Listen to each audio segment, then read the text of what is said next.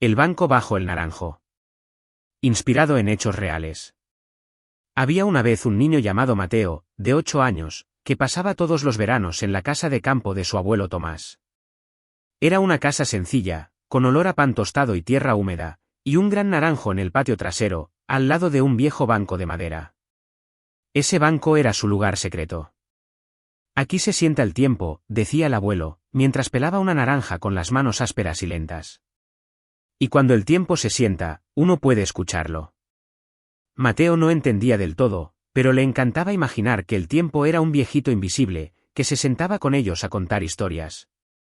Cada tarde, después de regar las plantas y ver el atardecer, el abuelo le contaba historias de su juventud. De cómo había conocido a la abuela en un baile del pueblo. De cómo construyó la casa con sus propias manos. De cómo, una vez, plantó aquel naranjo cuando nació el papá de Mateo. Este árbol tiene raíces de familia, le decía, golpeando suavemente el tronco.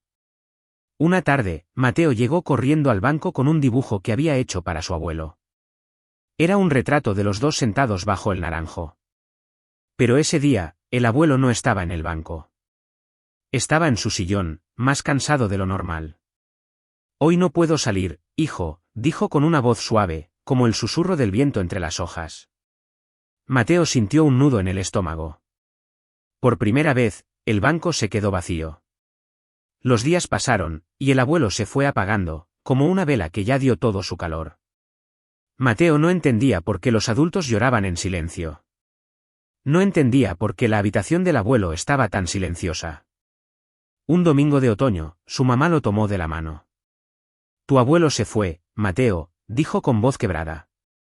Se fue como se van las hojas en otoño. Pero dejó sus raíces aquí. Mateo no dijo nada.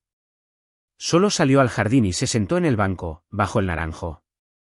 Y allí, en medio del silencio, escuchó algo.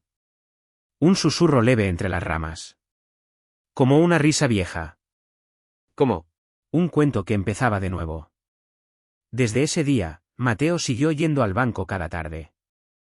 A veces hablaba en voz alta. A veces solo miraba el cielo y pensaba en las historias que el abuelo ya no le contaría, pero que él podría imaginar. Años después, cuando Mateo ya era grande, llevó a su hija pequeña al mismo banco. Le peló una naranja con manos más jóvenes que las de su abuelo, pero igual de torpes. Y le dijo, con una sonrisa: aquí se sienta el tiempo.